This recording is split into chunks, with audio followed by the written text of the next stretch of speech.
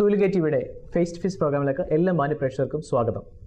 ഇന്ന് എന്നോടൊപ്പം തൂലിക ടിവിയുടെ മീഡിയ റൂമിൽ ആയിരിക്കുന്നത് കവല പ്രസംഗത്തിൽ നിന്നും കൺവെൻഷൻ സ്റ്റേജുകളിൽ ഇന്ന് തിളങ്ങി നിൽക്കുന്ന അല്ലെങ്കിൽ അഭിഷേകത്തിന് ശുശ്രൂഷ ചെയ്യുന്ന കഴിഞ്ഞ 30 വർഷക്കാലത്തിലധികമായി ദൈവത്തിൻ്റെ മാറ്റമില്ലാത്ത വചനം ശുശ്രൂഷിക്കുന്ന കായംകുളം സ്വദേശിയായ പാസ്റ്റർ ബി മോറിസൺ അവർകളാണ്. താങ്കളെ തൂലിക ടിവിയുടെ ഫേസ് ടു ഫേസ് പ്രോഗ്രാമിലേക്ക് സ്വാഗതം ചെയ്യുന്നു. ഒരിക്കൽ കൂടി അമേരിക്കയിൽ കടന്നു വരുവാനും വിദേശ രാജ്യ പര്യടനങ്ങൾ പലത് താങ്കൾ കഴിഞ്ഞു. ഇവിടെ നടന്ന പെന്തക്കോസ് കോൺഫറൻസിനും IPC ഫാമിലി കോൺഫറൻസിനും താങ്കൾ പങ്കെടുത്തു. ഈ അവസരത്തിൽ താങ്കൾ നമ്മൾ ഈ അഭിമുഖത്തിൻ്റെ മറ്റ് വശങ്ങളിലേക്ക് കടന്നു പോകുന്നതിന് മുന്നമേ ഒരു കവല പ്രസംഗനായ ഒരു ചെറുപ്പക്കാരനായിരുന്ന അദ്ദേഹം ഇന്ന് ഒരു കൺവെൻഷൻ സ്റ്റേജുകളിൽ തിളങ്ങി നിൽക്കുന്ന അല്ലെങ്കിൽ ദൈവത്തിനു വേണ്ടി ശോഭിക്കുന്ന ഒരു വ്യക്തിയായി തീരാനുള്ള ആ യാത്രയെപ്പറ്റി താങ്കൾക്ക് ചെറുതായിട്ട് വിവരിക്കാൻ പറ്റുമോ? 17ാമത്തെ വയസ്സിലാണ് കർത്താവിനെ സുവിശേഷ വേലയ്ക്കായി വിളിക്കുന്നത്. ഈ 17ാമത്തെ വയസ്സിൽ ഞാൻ വളരെ പ്രശസ്തരായ കർത്തൃദാസന്മാരുടെ പ്രസംഗങ്ങൾ എഴുതിയെടുത്തിട്ട് അന്നത്തെ ഉന്നീസ് മറ്റ് മാസികൾക്ക് വേണ്ടി അയക്കുമായിരുന്നു. അന്ന് ആ പ്രസംഗ റിപ്പോർട്ടിൻ്റെ അടിയിൽ ബി മോറിസൺ എന്ന കുഞ്ഞക്ഷരത്തിൽ വരുന്നത് വലിയ സന്തോഷമായിരുന്നു. അങ്ങനെ വളരെ അനുഗീതനായൊരു ദൈവദാസൻ്റെ മെസ്സേജ് ഞാൻ എഴുതിയെടുക്കുമ്പോൾ അദ്ദേഹം പ്രസംഗിച്ചത് യേശു 5 അപ്പം കൊണ്ട് 5000 വരെ പോഷിപ്പിച്ചതാണ്. അദ്ദേഹം ഇങ്ങനെ പറഞ്ഞൊരു വലിയ ആവശ്യവും ഒരു ചെറിയ സാധ്യതയും ഉണ്ടെങ്കിൽ വലിയ ആവശ്യത്തിനായി ചെറിയ സാധ്യത ഉപയോഗിക്കും. അത് എഴുതിക്കൊണ്ടിരിക്കുമ്പോൾ പരിശുദ്ധാത്മാവിനോട് വിടാൻ തുടങ്ങി. പരിശുദ്ധാത്മ പറഞ്ഞു, ഇത് നിന്നോടാണ്. സത്യത്തിൽ അന്ന് ഞാൻ വളരെ അശുവാണെന്ന് പറയാം. കവളൊട്ടി കണ്ണുകുഴിഞ്ഞ് യാത്ര ചെയ്യുവാൻ ബുദ്ധിമുട്ടുള്ള ആളാണ്. 1-2 കിലോമീറ്റർ പോലും ഞാൻ യാത്ര ചെയ്യില്ല. ബസ് കയറിയാൽ ഛർദ്ദിക്കുമായിരുന്നു. പക്ഷേ ഈ ദൂത് പരിശുദ്ധാത്മ പറഞ്ഞു, ദൂത് നിന്നോടാണ്. ഇന്ത്യയിലെ സുവിശേഷീകരണം എന്ന വലിയ ആവശ്യത്തിനായി ബി മോറിസൺ എന്ന ശബ്ദമെടുക്കാൻ കഴിയാത്ത കവളൊട്ടിയ കണ്ണുകുഴിഞ്ഞ എന്നെ കർത്താവിന് ആവശ്യമുണ്ടെന്ന് പറഞ്ഞു. ആ മെസ്സേജ് ചെയ്തത് പാസ്റ്റർ വി എ തോമസ് ആയിരുന്നു. അത് ഗുഡ് ന്യൂസിന് വേണ്ടി ഞാൻ റിപ്പോർട്ട് ചെയ്യുകയായിരുന്നു.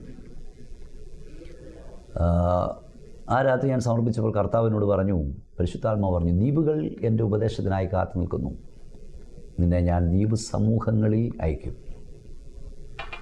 പരിശുദ്ധാത്മാവ് ഒരു കാര്യം പറഞ്ഞാൽ ഒരു സാധ്യതയില്ലെങ്കിലും അത് സംഭവിക്കും. 2, ദൈവത്തിന് നമ്മളെ ഉപയോഗിപ്പാൻ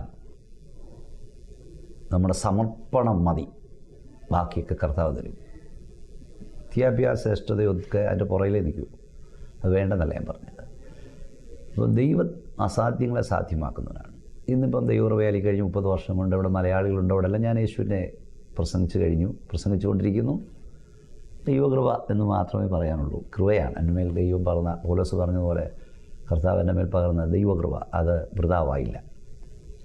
അപ്പോൾ താങ്കൾ ആദ്യമേ ആ പ്രസംഗ പീഠത്തിലേക്ക് വന്ന കഥകൾ അല്ലെങ്കിൽ ആ ചരിത്രം പറഞ്ഞു. പെന്തക്കോസ്ത് കുടുംബത്തിൽ ജനിച്ച് വളർന്നപ്പെട്ട വ്യക്തിയാണോ, അതോ ഏതെങ്കിലും സാമുദായികമായ കെട്ടുപാടിൽ നിന്നാണോ താങ്കൾ കടന്നു വന്നത്? എൻ്റെ പിതാവ് കായംകുളത്തെ ആദ്യത്തെ പെന്തക്കോസ്ത് വിഷയം. എൻ്റെ പിതാവിനെയും മാതാവിനെ മുളവനെ ബേബിച്ചെന്നാണ് അത് അറിയപ്പെട്ടത്, തങ്കം ബേബി. അവരുടെ 5ാമത്തെ മകനായിട്ടാണ് ഞാൻ ജനിക്കുന്നത്. മുളവന, എൻ്റെ ഫാമിലി നെയിം മുളവന എന്നാണ്. കായംകുളം മർത്തോമ പള്ളിയിൽ നിന്ന് സ്നാനപ്പെട്ടതിൻ്റെ പേരിൽ ആദ്യമായി മുടക്കിയത് എൻ്റെ അപ്പനെയും അമ്മയായിരുന്നു. അന്നത്തെ പോലെ സഭാ ഹാളുകളില്ല, സെമിത്തേരികളില്ല. പത്തിച്ചിറ യോനാച്ചൻ എന്ന അഭിഷക്തനായ ദൈവദാസനാണ് കായംകുളത്ത് ആദ്യമായി സുവിശേഷമായിരുന്നത്. ആ കാലഘട്ടത്തിൽ മുട്ടൻ ഗീവർച്ചൻ എന്ന അഭിഷക്തനായ ദൈവദാസൻ അടുത്ത് പ്രവർത്തിക്കുന്നുണ്ടായിരുന്നു. അവരോടൊക്കെ ഒരുമിച്ച് എൻ്റെ പിതാവ് സഹകരിച്ചിട്ടുണ്ട്. എൻ്റെ പിതാവിനെ മുടക്കിയവർ സ്നാനപ്പെട്ടതിൻ്റെ പേരിൽ അന്ന് കഷ്ടങ്ങൾ നിന്നു. എന്നാൽ തീർത്തും അവിചാരിതമായി പെട്ടെന്ന് എൻ്റെ പിതാവ് എനിക്ക് 7 വയസ്സുള്ളപ്പോൾ ഈ ലോകത്തോട് യാത്ര പറഞ്ഞു. ചില സ്ഥലങ്ങളിൽ ഇപ്പോൾ ഞാൻ പറയാറുണ്ട്, ആ കാലഘട്ടത്തിൽ എൻ്റെ പിതാവിനെ അടക്കാൻ ഇടമില്ലായിരുന്നു. ആരുടെയൊക്കെ കാല് പിടിച്ചാണ് ഒരു സ്ഥലത്ത് കൊണ്ട് അടക്കിയത്. അന്ന് സുറിയാനി ക്രിസ്ത്യാനികളെ മഞ്ചലിൽ കയറ്റിക്കൊണ്ടുപോകും. അന്ന് മഞ്ചൽ കയറ്റാൻ അവർ ഇല്ലായിരുന്നു. ആംബുലൻസുകൾ അപൂർവമായിരുന്നു. എൻ്റെ കുഞ്ഞു പ്രായത്തിൽ ഞാൻ ഓർക്കുന്ന ഒരു ലോറിയിൽ ബെഞ്ചിട്ട് കയറ്റി എൻ്റെ പിതാവിനെ കൊണ്ടടക്കിയത്. എന്നാൽ ദൈവത്തിൻ്റെ നീതി എൻ്റെ അപ്പനെ എവിടെ അടയ്ക്കുകയോ ആ സ്ഥലം ദൈവം ഞങ്ങൾക്ക് പിന്നെ ഞങ്ങളുടെ കയ്യിൽ തന്നു. രണ്ടാമത്, എൻ്റെ അപ്പനെ മുടക്കിയ പള്ളിയുടെ തൊട്ട് മുമ്പിൽ ഞാനിപ്പോൾ ഞങ്ങളുടെ സഭാ ഹാൾ നിൽക്കുന്നത്, IPC ഫെയ്ത്ത് സെൻ്റർ നിൽക്കുന്നത്. ദൈവം എനിക്ക് ദർശനം പ്രകാരം 2004 ഞാൻ അവിടെ ആരംഭിച്ച പ്രവർത്തനമാണത്. ഞാൻ ചിലപ്പോഴൊക്കെ തമാശയായിട്ടെങ്കിലും പറയും, ആ പള്ളിയിൽ നല്ലൊരു ചാട്ടം ചാടിയാൽ ഞങ്ങളുടെ പള്ളി വീഴും. അപ്പം നമ്മുടെ കർത്താവ് വിശ്വസ്തനാണ്. ഞാനൊരിക്കൽ അവിടെ നിന്ന് പറഞ്ഞു, നിങ്ങൾ 14,000 പേരോട് കൂടുന്ന വിടുതൽ മഹോത്സവം എന്ന വലിയ മീറ്റിംഗ് ഞാൻ അവിടെ നടത്താറുണ്ട്. ഒരിക്കൽ ഞാൻ പ്രസംഗിച്ചപ്പോൾ പറഞ്ഞു, നിങ്ങൾ മുടക്കിയ മുളവൻ ഉപയോഗിച്ചതിൻ്റെ സന്താനത്തിൽ ഒരുത്തനെ ദൈവം നിങ്ങളുടെ മുമ്പിൽ നിർത്താൻ പ്ലാൻ ചെയ്തിരുന്നു, പദ്ധതി ഇട്ടിരുന്നു. ഇന്ന് സത്യത്തിൽ 2 പള്ളിക്കാരുടെ നടുവിലാണ് ഞങ്ങളുടെ പള്ളി, ഞങ്ങളുടെ ചർച്ച. അവർക്ക് 2 പേർക്കും ഞങ്ങളെ പേടിയാണ്. അവിടെ നിന്ന് ഇവിടുന്നു 2 അടുത്ത്, അപ്പുറം യാക്കോബ് പള്ളി, ഇപ്പുറം മർത്തോവ പള്ളി. ദൈവം അനേകരെ കുട്ടിവരുത്തിക്കൊണ്ടിരിക്കുന്നു. ഞാനവിടെ ചർച്ച് സീനിയർ പാസ്റ്റർ എന്ന് അറിയുന്നേ ഉള്ളൂ, സൂക്ഷയ്ക്ക് വേളാറുണ്ട്. പക്ഷേ അവിടെ ദൈവം സ്ഥലം തന്നു, ഹാള് തന്നു, ആത്മാക്കളെ തന്നുകൊണ്ടിരിക്കുന്നു. അതാണ് എൻ്റെ പശ്ചാത്തലം. അപ്പോൾ കൺവെൻഷൻ പ്രസംഗികൻ എന്നുള്ള ആ ഒരു രീതിയിലല്ലാതെ താങ്കൾ ചർച്ച് പ്ലാന്റിങ് അല്ലെ പൈനിയർ വർക്ക്സ് എടുത്ത് എന്തെങ്കിലും ചെയ്ത പ്രവർത്തനങ്ങൾ ചെയ്തിട്ടുണ്ടോ? അതല്ല ഇതേ, ഞാൻ വർഷം 360 ദിവസമുണ്ട്, 260 ദിവസവും വീട്ടിൽ നിന്ന് പുറത്തായിരിക്കുന്ന പ്രസംഗനാണ്. എനിക്ക് അവർക്ക് അറിയാം. അതിനിടയിൽ സ്ഥാപിച്ചാണ് ഇടയാറന്മുള എന്ന ചർച്ച് ഞാൻ സ്ഥാപിച്ചതാണ്. ഹോള്, പാഴ്സണേജ് സെമിത്തേരി എല്ലാം വെച്ച് ആത്മാക്കളുമായി. അവിടുന്ന് പെട്ടെന്ന് എനിക്ക് കോയിപ്പുറം എന്ന സ്ഥലത്തേക്ക് മാറി താമസിക്കുന്നു, വാടകവീട്ടിൽ. അവിടെ എൻ്റെ കഷ്ടതയുടെ തീച്ചുള്ളിയുടെയൊക്കെ കാലഘട്ടമാണത്. 2 വർഷം കൊണ്ട് 5ഓളം വാടകവീടുകൾ മാറി താമസിക്കേണ്ടി വന്നു. അതൊത്തിരി തീക്ഷ്ണമായ അനുഭവം. അത് വേറൊരു അവസരത്തിൽ വേണമെങ്കിൽ വെളിപ്പെടുത്താം. ആ കാലഘട്ടത്തിൽ അവിടെ ഞാൻ ചെന്ന് ഒരു വാടകവീട്ടിൽ താമസിച്ച് അവിടെ ഒരു ആരാധന ആരംഭിച്ചു. അതും ഇന്ന് ഇന്ത്യൻ പെന്തക്കോസ്ത് ദൈവസഭ സഭയാണ്, ചെങ്ങന്നൂർ സെൻ്ററിൽ. പിന്നീടാണ് കായംകുളത്ത് ഞാൻ ജനിച്ചു വളർന്ന സ്ഥലത്ത് ദൈവം എനിക്ക് ദർശനമാണ്. വളരെ നാളുകൾ പ്രാർത്ഥിച്ചുകൊണ്ടിരുന്നതിൻ്റെ ഫലമായിട്ടാണ് കായംകുളം ടൗണിൽ, അവിടെ കൂടുതൽ മുസ്ലിംസാണ്, ഹിന്ദുക്കളുണ്ട്, ആ ഏരിയയിൽ ദൈവം ദർശനത്തിൽ ആരംഭിച്ചു. ആരംഭത്തിൽ വലിയ എതിർപ്പുകളുണ്ടായിരുന്നു. പക്ഷേ ദൈവം നട്ടതിനെ ദൈവം വളർത്തും. അങ്ങനെയാണ് കായംകുളത്ത്. അപ്പോൾ ഈ ഓട്ടത്തിനിടയിൽ ദൈവകൃപയാൽ ഞങ്ങൾ കണ്ണൂർ വർക്ക് ചെയ്തിട്ടുണ്ട്, ചങ്ങനാശ്ശേരി വർക്ക് ചെയ്തു. എനിക്ക് വേണമെങ്കിൽ ബൈബിൾ കോളേജ് പഠിച്ച കാലഘട്ടത്തിൽ തന്നെ ഒരു വലിയ സഭയുടെ പാസ്റ്ററായി പോകാമായിരുന്നു. കൂടാതെ വിദേശങ്ങളിൽ പോകാമായിരുന്നു സഭാശുശ്രൂഷകനായി. ഗൾഫ് രാജ്യങ്ങളിൽ ശുശ്രൂഷയ്ക്ക് വിളിച്ചിട്ടുണ്ട്, പോകാമായിരുന്നു. പക്ഷേ എൻ്റെ ദർശനം ഇന്ത്യ, കേരളമാണ്. അപ്പോൾ തന്നെ പൈനിയർ വർക്ക്, അതൊത്തിരി എത്ര ഹാർഡാണെന്നറിയാമല്ലോ. ഈ ശുശ്രൂഷകൾക്കിടയിൽ 3 ചർച്ചുകൾ, നല്ല ചർച്ചുകൾ ഇതുൾപ്പെടെ സ്ഥാപിക്കാൻ, ഇന്ത്യൻ പെന്തക്കോസ്ത് ദൈവസഭയ്ക്ക് വേണ്ടി സ്ഥാപിക്കാനും ദൈവമുണ്ടാക്കി.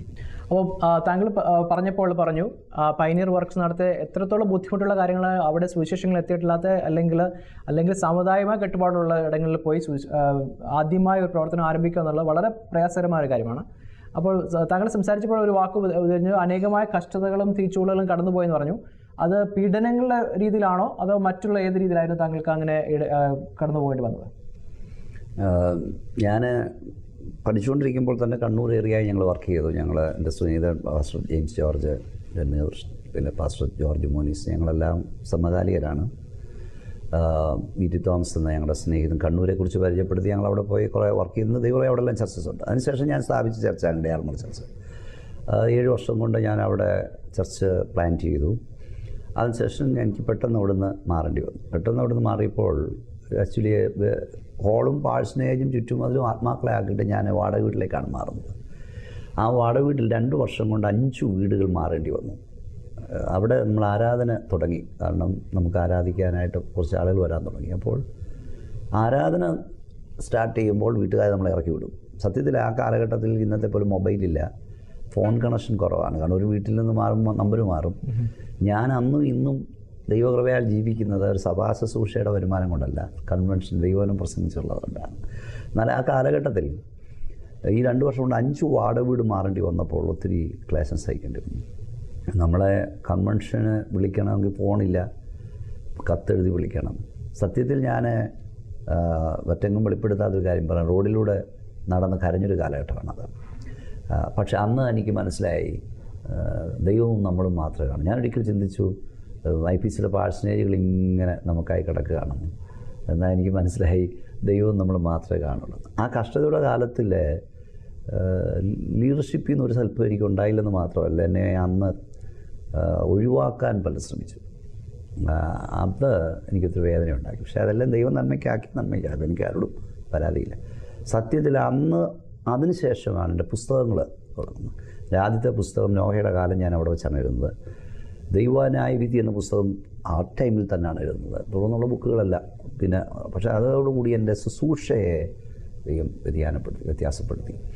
പുതിയ വർക്കെന്ന് പറഞ്ഞാൽ അറിയാമല്ലോ, എപ്പോഴും ഹാർഡാണ് വർക്ക്. ആരുമില്ലാതെ ഇപ്പം കായംകുളത്തെ ചർച്ച് തന്നെ ഇപ്പം ഞാൻ തുടങ്ങിയത് ഒരു ഓഡിറ്റോറിയം എടുത്ത് ഞാനും എൻ്റെ ഭാര്യയും കൊച്ചുങ്ങളും മാത്രം തുടങ്ങിയാണ്.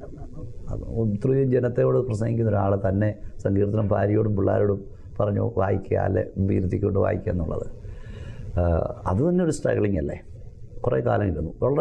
വളരെ അറിയാവുന്ന ഒരാൾ നാട്ടുകാരോടൊക്കെ പറഞ്ഞുകൊണ്ട് നടന്നു, ഈ മോനസിനൊരു പണിയില്ല, വലിയൊരു ഓഡിറ്റോറിയം എടുത്തിട്ട് പെണ്ണും പിള്ളേർ മാത്രം തന്നെ ഇരിക്കുക. സത്യത്തിൽ ആ ഓഡിറ്റോറിയംസ് വലിയ ഓഡിറ്റോറിയം അല്ല, ഒരുമാതിരി നല്ല ഹോളാണ്. അത് നിറഞ്ഞിട്ടാണ് ഞങ്ങളവിടുന്ന് മാറുന്നത്. അപ്പം ദൈവം വിശ്വസ്തനാണ്. ഞാൻ വീണ്ടും പറയുന്നത്, കർത്താവ് ഒരു വാക്ക് പറഞ്ഞാൽ സാഹചര്യമൊന്നും അനുകൂലമല്ലെങ്കിലും ദൈവം അത്ഭുതം. പിന്നെ രണ്ടാമത്, ദൈവം നമ്മളെ നടത്തുന്ന വഴിയെല്ലാം നീതിയുടെയാണ് തുണായത് പ്രസംഗിക്കുന്നത്. അതുകൊണ്ട് എനിക്ക് ആരോടും പരിഭവമില്ല. അങ്ങനെ ഞാൻ കടന്നു പോയതുകൊണ്ട് ഞാൻ എപ്പോഴും പറയാറുണ്ട്, പലരും നമ്മളെ അവഗണിച്ചത് നല്ലതായി. അതുകൊണ്ട് ദൈവം നമ്മളെ പരിഗണിച്ചു. ദൈവം നമ്മളെ പരിഗണിക്കും. ഈ ഞാൻ ഗ്രാമീണ ചർച്ച് ഹാളും പാടിച്ച് ആരും മാറത്തില്ല. അതുപോലെ ചെയ്തിട്ട് മാറിയിട്ട് വാടക വീട് അന്വേഷിച്ച് എൻ്റെ കുഞ്ഞുങ്ങളെ കൊണ്ട് നടന്ന കാലഘട്ടം. അതുകൊണ്ട് ദൈവദാസന്മാരുടെ വേദന എനിക്ക് മനസ്സിലാക്കാൻ കഴിഞ്ഞു. പാഷനെ ഇല്ലാത്ത ദൈവദാസന്മാരുടെ, പാഷനയിൽ താമസിക്കുന്ന ദൈവദാസന്മാരുടെ, അതിനെക്കുറിച്ച് പിന്നീട് കുറച്ചുകൂടെ വിശദമായി പറയാം. അപ്പോൾ ആ അനുഭവം നമ്മുടെ ജീവിതത്തിൽ ഒന്നുകൂടെ ഉറപ്പായിരുന്നു. ഒരിക്കലും നഷ്ടമല്ലായിരുന്നു. അത് ശുശ്രൂഷയിൽ ഭയങ്കര ബൂമിങ് ദൈവം വരുത്തി, വിശാലത വരുത്തി. ഓക്കെ, അതെ, തീർച്ചയായിട്ടും പാസ്റ്റർ പറഞ്ഞതുപോലെ കഴിഞ്ഞ 30 വർഷമായിട്ട് അല്ലെങ്കിൽ സുവിശേഷം പ്രസംഗിക്കുകയും ഒപ്പം തന്നെ ഒരു സഭയുടെ, അതായത് IPC സഭയുടെ ആ അംബ്രല്ലയിൽ പാസ്റ്റർ നിൽക്കുകയും ചെയ്തു. അപ്പോൾ നേതൃത്വത്തിൽ നിന്ന് അടിച്ചമർത്തുവാൻ അല്ലെങ്കിൽ താങ്കളെ മുന്നോട്ട് വിടാതിരിക്കുവാൻ ചില നേതൃത്വം ശ്രമിച്ചു എന്ന് താങ്കൾ ഒരു വാക്ക് അവിടെ ഉദ്ദേശിച്ചു. അതിൽ എന്തെങ്കിലും നീരസം ഇപ്പോഴും വെക്കുന്നുണ്ടോ? ഇല്ല, ഞാൻ അടിച്ചമർത്താൻ ശ്രമിച്ചു എന്നുള്ളതാണ് ഞാൻ പറഞ്ഞില്ല. ഞാൻ പറഞ്ഞത് അവരിൽ നിന്ന് അന്ന് സഹായം ലഭിച്ചില്ലെന്നുള്ളതാണ്. അന്ന് അവരൊഴിവാക്കാൻ നോക്കി എന്നുള്ളതും യാഥാർത്ഥ്യമാണ്. എന്നെ സംബന്ധിച്ച് അങ്ങനെ ചിന്തിക്കും. പക്ഷെ എനിക്ക് ഇല്ല, നീരസമില്ല. കാരണം അതെനിക്ക് നന്മയായി, അതെനിക്ക് അനുഗ്രഹമായി. അതുകൊണ്ട് ആരോടും ഇല്ല. അങ്ങനെയല്ല, യോസഫ് നീരസപ്പെടേണ്ട കാര്യമില്ല. യോസഫിന് അങ്ങനെ ചെയ്തുകൊണ്ടാണ് യോസഫ് ആയത്. തീർച്ചയായിട്ടും നമ്മുടെ ശുശ്രൂഷയിൽ ചിലരെയൊക്കെ അങ്ങനെ നിർത്തുന്നത് നമുക്ക് നന്മയാണ്, അനുഗ്രഹമാണ്. അവരോട് നീരസപ്പെടാം. ദൈവം അവരെ അങ്ങനെ നിർത്തിയത്, അതുകൊണ്ടാണ് നമ്മളിങ്ങനെ ആയത്. ഇന്നത്തെ ബീമോനസിന് ഇങ്ങനെ ആകാൻ കാരണം അവരൊക്കെയാണ്. അതുകൊണ്ട് അവരെയൊക്കെ ഓർത്ത് ഞാൻ ദൈവത്തെ സ്തുതിക്കുകയാണ്. അപ്പോൾ തീർച്ചയായിട്ടും അപ്പം ഈ അല്ലെങ്കിൽ 15 വർഷങ്ങളായിട്ട് അല്ലെങ്കിൽ 30 വർഷങ്ങളായിട്ട് താങ്കൾ പ്രസംഗിക്കുന്നു. 15 വർഷമായിട്ട് ഞാൻ അറിഞ്ഞിടത്തോളം 15 വർഷമായിട്ട് സഭയുടെ ഭരണ കാര്യങ്ങൾ അല്ലെങ്കിൽ സ്റ്റേറ്റ് കൗൺസിൽ മെമ്പറായിട്ട് പ്രവർത്തിച്ചു. താങ്കൾ അങ്ങനെ ഇടയ്ക്ക് അതുപോലെ താങ്കൾ പറഞ്ഞു ഇങ്ങനെ കഷ്ടം അനുഭവിക്കുന്ന ശുശ്രൂഷന്മാരുടെ വേദനകൾ മനസ്സിലാക്കാൻ താങ്കൾ കഴിഞ്ഞു പറയുന്നു. ഈ 15 വർഷം താങ്കൾ സ്റ്റേറ്റ് കൗൺസിൽ ഉണ്ടായിട്ട് എന്തെങ്കിലും മാറ്റം അങ്ങനെയുള്ളവർക്ക് വേണ്ടി കൊണ്ടുവരാൻ താങ്കൾ കഴിഞ്ഞിട്ടുണ്ടോ? ഈ സത്യത്തിൽ ഞാൻ സ്റ്റേറ്റ് കൗൺസിൽ അംഗം ആകാൻ തന്നെ കാരണം, അതിലൊരു കാരണം ഇതാണ്. എന്നാൽ ഈ മാറ്റം എന്ന് പറഞ്ഞാൽ ഒരാളെ കൊണ്ട് നടക്കില്ല. ഇന്ത്യൻ പെന്തക്കോസ്ത് ദൈവസഭ പോലെ ജനാധിപത്യ പ്രസ്ഥാനത്തിൽ ഒരാളെ കൊണ്ടൊരു മാറ്റം സാധിക്കാൻ ബുദ്ധിമുട്ടാണ്. ഇനിയിപ്പോൾ ഒരു ഔദ്യോഗിക സ്ഥാനി ആയാൽ പോലും ആ ഒരാളെ കൊണ്ട് കഴിയില്ല. കാരണം IPC സെറ്റപ്പ് അങ്ങനെയാണ്. എങ്കിൽ തന്നെയും ഞാൻ ഉള്ള കാലഘട്ടങ്ങളിൽ, പോയ കാലഘട്ടങ്ങളിൽ തള്ളപ്പെട്ടവർക്ക് വേണ്ടി, ഒറ്റപ്പെട്ടവർക്ക് വേണ്ടി ശബ്ദിക്കാൻ കഴിയുമെന്നുള്ളത് എനിക്ക് 100% ഇതാണ്. അത് മാത്രമല്ല, ഇന്നും ദൈവവചന വിശുദ്ധിയും പ്രമാണത്തിനും വേണ്ടി ഒരു വ്യക്തിയാണെങ്കിലും ആൾക്ക് വേണ്ടി മറ്റു സ്വാർത്ഥ ലാഭം ഒന്നും നോക്കാതെ പ്രവർത്തിക്കുന്നത്. രണ്ടാമത്, ഞാൻ ഈ കൗൺസിലംഗമായിട്ടൊന്നും നേടിയില്ല, നേടാൻ വേണ്ടിയല്ല ആയത്. സാധാരണ കൗൺസിലും പ്രിസ്ബിറ്ററിയും ആകുന്ന സെൻട്രൽ പാസ്റ്റർ ആകാനാണ്, അല്ലെങ്കിൽ ഏരിയ പാസ്റ്റർ ആകാനാണ്. പക്ഷെ ഞാനായിട്ടില്ല. അതുകൊണ്ടൊന്നും ഞാൻ നേടിയില്ല. ലോകത്തിലൊരിടത്ത് ബ്രദർ സാം അവൾക്ക് അറിയാം, ലോകത്തൊരിടത്തും ഞാൻ കൗൺസിലംഗമാണെന്ന്, പ്രിസ്ബിറ്ററി അംഗമാണെന്ന് പറയാറില്ല. എനിക്ക് അതിനേക്കാൾ വലിയ പദവി ദൈവം തന്നിട്ടുള്ളൂ. പിന്നെ അത് പറയേണ്ട കാര്യമില്ലല്ലോ.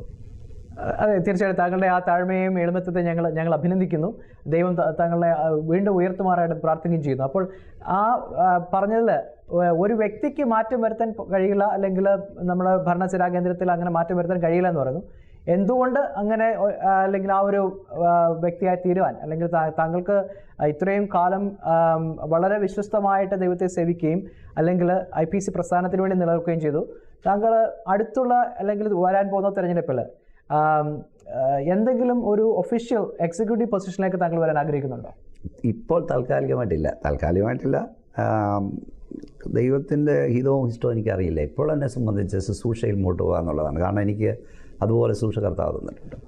പക്ഷേ നമ്മുടെ ഇപ്പോഴത്തെ ഇലക്ഷൻ രീതിയിലും സെറ്റപ്പിലും ഒരു ആത്മീയന് ആ സെറ്റപ്പിലൂടെ കയറി വരാൻ കഴിയുമെന്ന് എനിക്ക് തോന്നുന്നില്ല. കാരണം വോട്ട് പിടുത്തവും കക്ഷിപിടുത്തവും ഗ്രൂപ്പീസവും ദൈവവചനപ്രകാരം രണ്ടുകൂടെ യോജിച്ചു പോകുന്ന എനിക്ക് വിശ്വാസമില്ല. ആ ലെവലിൽ തൽക്കാലത്തേക്ക് എനിക്ക് താല്പര്യമില്ല. അതെ, അത് എന്തുകൊണ്ടാണ് നമ്മുടെ സഭയിൽ അല്ലെങ്കിൽ IPC പ്രസ്ഥാനത്തിൽ അല്ലെങ്കിൽ അങ്ങനെയുള്ള സഭാ രാഷ്ട്രീയം എന്നൊരു വസ്തുത എന്തുകൊണ്ട് സംഭവിച്ചു എന്നാണ് പാസ്റ്റർ അവലോകനത്തിൽ? നമ്മളെ ജനാധിപത്യ രീതിയായിപ്പോയി. ഇനിയിപ്പം നമുക്ക് പെട്ടെന്നൊന്നും മാറ്റം വരുത്താൻ കഴിയില്ല. അപ്പോൾ തന്നെ നമുക്ക് സ്വാതന്ത്ര്യമുണ്ട്. ഒരു കാര്യം നമ്മൾ മനസ്സിലാക്കണം. ഇപ്പം IPC പ്രസ്ഥാനത്തിൻ്റെ ന്യൂനതകളിൽ ഒന്നായി ഇത് പറയുമ്പോൾ തന്നെ മറ്റൊരു പരിഹാരമാർഗ്ഗം നിർദ്ദേശിക്കാൻ പലർക്കുമില്ല. അതൊന്ന്. രണ്ടാമത് ഓർത്തോണെങ്കിൽ ഞാൻ ഉൾപ്പെടെയുള്ള എപ്പോഴും ഞാൻ ചിന്തിക്കാറുണ്ട്, ഇതൊരു ഓപ്പൺ ഇതായിട്ട് തന്നെയാണ് ഉള്ളവർ നിൽക്കുന്നത് IPC ആയിട്ടാണ്. IPCയിലായതുകൊണ്ടാണ് സ്വതന്ത്രമായ അഭിപ്രായം എപ്പോഴും പറയാനൊക്കുന്നതും പ്രകടിപ്പിക്കാനൊക്കുന്നതും. എൻ്റെ വിശ്വാസം അങ്ങനെയാണ്. മറ്റുള്ളിടത്താണ് ഇതുപോലെ സ്വതന്ത്രമായ അഭിപ്രായങ്ങൾ പറയാനൊക്കില്ല. എന്നാൽ നമ്മുടെ ഇലക്ഷൻ സെറ്റപ്പിൽ ഒരാളെ കൊണ്ട്, ഇലക്ഷൻ സെറ്റപ്പ് മാത്രമല്ല നമ്മുടെ ഭരണ സംവിധാനം ആ ലെവലിലാണ്. അത് ഒരാൾ വിചാരിച്ചു നോക്കില്ല. നമ്മുടെ കൗൺസിലാണ് നിയന്ത്രിക്കുന്നത്. ചുമ്മാ കുറ്റം പറഞ്ഞിട്ട് കാര്യമില്ല. കൗൺസിൽ നിയന്ത്രിക്കണമെങ്കിൽ കുറഞ്ഞ പക്ഷം എക്സിക്യൂട്ടീവ്സ് എങ്കിലും ഒരേ മനോഭാവമുള്ളവർ, ആത്മീയ താല്പര്യമുള്ളവർ, സഭയെ ആത്മീയ ഉന്നതിലേക്ക് നടത്തണമെന്ന് ചിന്തയുള്ളവർ, സഭ ജനമധ്യത്തിൽ അപമാനിക്കപ്പെടരുത് എന്ന ചിന്തയുള്ളവർ ഒന്നിച്ചു കൂടണം. എങ്കിൽ മാത്രമേ നമ്മുടെ ഇപ്പോഴത്തെ ഈ അവസ്ഥ മാറത്തുള്ളൂ. അതിപ്പോൾ എനിക്ക് മനസ്സിലായി, പറഞ്ഞത് മനസ്സിലായി. അപ്പോൾ അങ്ങനെയാകുമ്പോൾ ഒരു പാനൽ സൃഷ്ടിക്കുകയല്ലേ നമ്മൾ ചെയ്യുന്നത്? ഒരേ സഭ, ഒരേ ചിന്താഗതിയിലുള്ളവരെ കൊണ്ടുവരുന്നത്. അപ്പോൾ അത് സെയിം തിങ്, ഒരു ഗ്രൂപ്പ് അല്ലെങ്കിൽ പാനൽ സൃഷ്ടിക്കുക. അത് പാനലിൻ്റെ അല്ല, അത് ഞാൻ പറഞ്ഞ ടീം വർക്കിൻ്റെ കാര്യമാണ് ഞാൻ പറഞ്ഞത്. പാനൽ എന്ന് പറഞ്ഞാൽ ഇലക്ഷന് മുമ്പുള്ള കാര്യമാണ്, ഇലക്ഷന് ശേഷമുള്ള കാര്യമാണ് ഞാൻ പറഞ്ഞത്. ആത്മീയർ രംഗത്ത് വരണം എന്ന് വെച്ചാൽ ഇപ്പോൾ ഞാൻ പറഞ്ഞ അനാത്മീയർ വന്നെന്നുള്ളതല്ല. അനാത്മീയ പ്രവണതകളാണ് നമ്മൾ കാണുന്നത്. അത് ആരും അംഗീകരിക്കുമല്ലോ. അനാത്മീയ പ്രവണതകളിലൂടെ വന്നിട്ട് പിന്നെ ഞങ്ങൾ ആത്മീയരാണെന്ന് പറഞ്ഞിട്ട് കാര്യമില്ല. ലക്ഷ്യവും മാർഗവും ഒന്നാകണം. മനസ്സിലായി? അവിടെ ഏത് മാർഗവും പ്രയോഗിച്ച് ലക്ഷ്യത്തിലെത്തുക എന്നുള്ളത് ആത്മീയത ചേരുന്നതായിട്ട് എനിക്ക് തോന്നുന്നില്ല. പൊതുജനം തീർച്ചയായിട്ടും ആത്മീക ശുശ്രൂഷകൾ അല്ലെങ്കിൽ ആത്മീകമായി അവരെ നടത്തുവാൻ കഴിവുള്ള, ദൈവവചനത്തെ കൂട്ടിക്കളയാതെ മായമില്ലാതെ കൊടുക്കുന്ന ദൈവദാസന്മാരെ എന്നും പൊതുജനം മാനിക്കും. പക്ഷേ അവർക്ക് വേദി ഒരുക്കാൻ സ്ഥാനങ്ങളിൽ ഇരിക്കുന്നവർക്ക് ചിലപ്പോൾ കഴിയാതെ വന്നിരിക്കാം. കാരണം ഈ എല്ലാവരെയും അക്കോമഡേറ്റ് ചെയ്ത് വരുമ്പോൾ, അല്ലെങ്കിൽ അങ്ങനെ പല സംഭവങ്ങളും നമ്മൾ കേട്ടിട്ടുണ്ട്. അത് പറഞ്ഞു വരുമ്പോൾ തന്നെ ഞാൻ ഓർക്കുകയാണ്, കഴിഞ്ഞ കുമ്മനാട് കൺവെൻഷനിൽ താങ്കൾ പറഞ്ഞ ഒരു വാക്കുകൾ വെച്ചുകൊണ്ട് താങ്കൾ വീണ്ടും അവിടെ പ്രസംഗിപ്പിക്കുകയില്ല എന്നുള്ള ഒരു വാദഗതി തന്നെ അവിടെ ഉണ്ടായി. അങ്ങനെയാകുമ്പോൾ ആ വേദി ഒരുക്കുവാൻ താങ്കൾക്ക് ഒരു പദവി ഇല്ലെങ്കിൽ എങ്ങനെ സാധിച്ചെടുക്കാൻ പറ്റും? ഞാൻ കഴിഞ്ഞ 30 വർഷമായിട്ട് മുമ്പേ ഓർപ്പിച്ച പോലെ മലയാളികൾ എവിടെ ഉണ്ടോ അവിടെ എല്ലാം പ്രസംഗിച്ചുകൊണ്ടിരിക്കുന്നു. അത് യാതൊരു പദവിയും ഉണ്ടായിട്ടല്ല, ശുശ്രൂഷയുടെ മാത്രം ബലത്തിലാണ്. ശുശ്രൂഷയും പദവിയും രണ്ടാണ്. ശുശ്രൂഷയുള്ളവനെ ഒതുക്കാൻ ഞാൻ അന്ന് പറഞ്ഞ അതേ വാചകം കൊണ്ട് ആവർത്തിക്കുന്നു. ആരെല്ലാം നോക്കിയാലും കഴിയില്ല. അഭിഷേകമുള്ളവനെ ഒതുക്കാൻ, ദൈവകൃപയുള്ളവനെ ഒതുക്കാൻ ആർക്കും കഴിയില്ല. എന്നാൽ ഒരു പക്ഷേ അനീതിക്കെതിരെ, അശുദ്ധിക്കെതിരെ ശബ്ദിക്കുമ്പോൾ, വിശുദ്ധിയുടെ ഉപദേശം പറയുമ്പോൾ ചിലതവർക്ക് വിലക്കാൻ കഴിഞ്ഞേക്കാം, ആർക്കെങ്കിലും ഒഴിവാക്കാൻ കഴിഞ്ഞേക്കാം. പക്ഷേ എല്ലാവരും ഓർക്കണം, മനുഷ്യരാരും ഇവിടെ സ്ഥിരം ജീവികളല്ല. നെബൂഖദ്നേസറിനെ സിംഹാസനം തൂത്തെറിഞ്ഞവനാ ദൈവം. ഉഗ്രപ്രതാപിയായ നെബൂഖദ്നേസറിനെ മുട്ടുകുത്തിക്കുകയും പുല്ലുതീറ്റുകയും ചെയ്തവനാണ്. ബോധിച്ചവനെ ഇരുത്തുകയും ബോധിച്ചവനെ തട്ടുകയും ചെയ്തെന്നാണ് ഞാൻ വിളിക്കുന്ന, വാഴിക്കുകയും വീഴിക്കുകയും ചെയ്തു. ആരങ്ങനത്തെ പ്രവണത ഒരാത്മീയനെ നേരെ പ്രയോഗിക്കാൻ തുടങ്ങിയാൽ, എൻ്റെ മാന്യ പ്രേക്ഷകരോടും ചോദ്യകർത്താവിനും ഞാൻ പറഞ്ഞു, ആദ്യകാലം ദൈവം അങ്ങനെയുള്ളവരെ സിംഹാസനം വെച്ചുകൊണ്ടിരിക്കില്ല. ഈ കാണുന്ന പല അപജയങ്ങളുടെയും കാരണം ചിലരെ ഒതുക്കാനും ചിലരെ വളർത്താനും നോക്കിയതാണ് പലരും. അത് ഞങ്ങളെ സംബന്ധിച്ച്, എന്നെ സംബന്ധിച്ച് ആ കാര്യത്തിൽ ഒട്ടും ദുഃഖമില്ല. കാരണം ഈ കഴിഞ്ഞ 30 വർഷവും ഞാൻ കർത്താവിനെ പ്രസംഗിച്ചത് ഏതെങ്കിലും ഒരു സ്റ്റേജ് പെർഫോം ചെയ്ത് അത് നന്നായിട്ട് മാർക്ക് കിട്ടി അല്ലെങ്കിൽ അതിനെ അപ്രീഷിയേറ്റ് ചെയ്തിട്ട് കുറേ ആളുകൾ വിളിച്ചു പോയതല്ല. ദൈവം വിളിച്ചവനെ ഒതുക്കാൻ ആർക്കും കഴിയില്ല. ഏതെങ്കിലും സ്റ്റേജുകൾ ഔദ്യോഗികമായി തടയപ്പെട്ടാലും അപ്പുറത്ത് 10,000 സ്റ്റേജുകൾ ദൈവം ഒരുക്കിയിട്ടിരിക്കുമെന്ന് ഞാൻ വിശ്വസിക്കുന്നു. വളരെ ആത്മീയമായ കാഴ്ചപ്പാടുള്ള ഒരു വ്യക്തിയാണെങ്കിൽ കൂടിയും ഇങ്ങനെയുള്ള അധികാര കസേരകളിൽ എത്തിക്കഴിഞ്ഞാൽ പലപ്പോഴും അവരുടേതായ മനോഭാവം മാറാറുണ്ട്. അതെന്തുകൊണ്ടാണ് സംഭവിക്കുന്നത്? അത് സ്വാഭാവികമായിരിക്കാം. അതിപ്പം ഓരോരുത്തരുടെ ആത്മീയ നിലവാരം ആശ്രയിതാണ്. അധികാരം തലയ്ക്ക് പിടിച്ചു കഴിഞ്ഞാൽ പ്രശ്നമാണ്. അധികാരം കസേരയിൽ കയറി കഴിയുമ്പോൾ അവിടെ വിനയം കൂടുതലുണ്ടാകണം. എപ്പോഴും നമ്മുടെ കർത്താവിനെ പോലെ ആകണം. കാരണം ക്രിസ്തീയ അധികാരം എന്ന് പറഞ്ഞാൽ ശുശ്രൂഷ ഏറ്റുവാങ്ങാനുള്ളതല്ല, ശുശ്രൂഷിക്കാനുള്ളതാണ്. അവിടെയാണ് ഇപ്പോൾ പ്രശ്നം. നമ്മളുടെ ലീഡർഷിപ്പിനായാലും പ്രീച്ചേഴ്സായാലും വലിയ ലീഡർഷിപ്പിൽ പ്രീച്ചേഴ്സ് നിൽക്കുന്നതാണ്. അതായത് സ്പിരിച്വൽ ലീഡർഷിപ്പായാലും അല്ലാതെ ചെറിയ വിമർശനം പോലും കേൾക്കാൻ അവർക്ക് മനസ്സില്ല. വിമർശനം ഉയർത്തുന്ന ആളെ കൊല്ലും തട്ടുമെന്ന് പറയുന്ന ഏതാത്മീയമാണ്? ഒരാൾ വിമർശിക്കപ്പെട്ടു അല്ലെങ്കിൽ പറഞ്ഞു, അപ്പോൾ എന്തോ യേശുവിൻ്റെ ക്ഷമ എന്താണ്? കർത്താവ് ക്ഷമിച്ചു, കർത്താവിന് മുഖത്ത് തുപ്പിയവനോട് ക്ഷമിച്ചെന്ന് പറയുന്ന പ്രസംഗിക്കുന്നവരെ തങ്ങൾക്കിഷ്ടമില്ലാത്തൊരു വാചകം ഒരാൾ പറഞ്ഞാൽ അവനെ, എനിക്കറിയില്ല, അങ്ങനെ ആരും പറഞ്ഞായിട്ട് ഞാൻ കേട്ടിട്ടില്ല, എനിക്കറിയത്തില്ല. അപ്പം ചോദ്യം അങ്ങനെ ചോദിച്ചുകൊണ്ടാണ് കേട്ടത്തില്ലെന്ന് പറഞ്ഞാൽ എനിക്കറിയില്ല. അങ്ങനെ പറയുന്നത് ഏതാത്മാവിലാണ്? അത് ശൗലിൻ്റെ മേൽ ധ്യാനിച്ച അതേ ആത്മാവല്ലേ? ദാവീദിനെ കുത്തിമലർത്താൻ നടന്ന ആത്മാവല്ലേ? അതിനെ ഒരു ആത്മീയൻ ഭയപ്പെടേണ്ട കാര്യമില്ല. ഇതുവരെ നടത്തിയ കർത്താവ് ഇനി നടത്തും. പിന്നെ ചോദിച്ച ചോദ്യം, അധികാരത്തിൽ കയറുമ്പോൾ സ്വാഭാവികം അധികാരം തലയ്ക്ക് പിടിക്കുന്നതുകൊണ്ടാണ്. പക്ഷേ ഇത് ആത്മീയ ശുശ്രൂഷയാണെന്ന് ഓർക്കണം. കരയുന്ന ദൈവമക്കൾ പുറകിലുണ്ടെന്ന് ഓർക്കണം. അങ്ങനെ അധികകാലം ആരെയും തുടരാൻ ദൈവം അനുവദിക്കില്ല. അപ്പോൾ താങ്കളുടെ ശുശ്രൂഷ മിക്ക സമയങ്ങളിലും ഒരു ജനത്തെ ആത്മീയമായ അല്ലെ വചനത്തിൽ നിന്ന് തുടങ്ങി ജനത്തെ ഒരു ആത്മീയ ആരാധനയിലേക്ക് നയിക്കുന്ന ഒരു ശുശ്രൂഷയാണ് പലപ്പോഴും ഞങ്ങൾ കണ്ടിട്ടുള്ളത്. എന്നാൽ കാലോചിതമായി എന്തെങ്കിലും മാറ്റങ്ങൾ അല്ലെങ്കിൽ ഈ കാലത്തിനൊത്ത് ഓടുന്നതായ ഏതെങ്കിലും രീതിയിൽ സന്ദേശങ്ങൾ മാറ്റി മറിക്കാൻ ശ്രമിച്ചിട്ടുണ്ടോ? ഇല്ല, ദൈവവചനത്തിൽ ഒരു മാറ്റവും അന്നും ഇന്നും ശുശ്രൂഷ വരുത്താൻ ശ്രമിച്ചിട്ടില്ല. പിന്നെ പ്രസംഗം കാലോചിതമാക്കണം, അപ്ഡേറ്റ് ചെയ്യണം മെസ്സേജുകൾ, അല്ലെങ്കിൽ പിടിച്ചു നിൽക്കാൻ കഴിയില്ല. 30 വർഷം ഞാൻ പ്രസംഗ ശുശ്രൂഷയിൽ വന്ന കാലഘട്ടത്തിൽ ഉണ്ടായിരുന്നു പലരുന്നില്ല. കൃപയാണ്, ദൈവകൃപയാണ് നിൽക്കുന്നത്. അത് ഏറ്റവും വലിയ ദൈവകൃപയാണ്. പക്ഷേ കാലോചിത മാറ്റം വരുന്നത്. എന്നാൽ നാടോടുമ്പോൾ നടുവേ ഓടുന്ന രീതി പാടില്ല. എന്തെങ്കിലുമൊക്കെ അഡോപ്റ്റ് ചെയ്തിട്ട് അതിൽ പിടിച്ചു നിൽക്കാൻ ശ്രമിക്കരുത്. അങ്ങനെ നിൽക്കാൻ ശ്രമിച്ചതുകൊണ്ടാണ് പലരും വീണു പോയത്. ദൈവവചനത്തിൽ അടിസ്ഥാനപ്പെടുക, ദൈവവചനത്തിൽ നിൽക്കുക.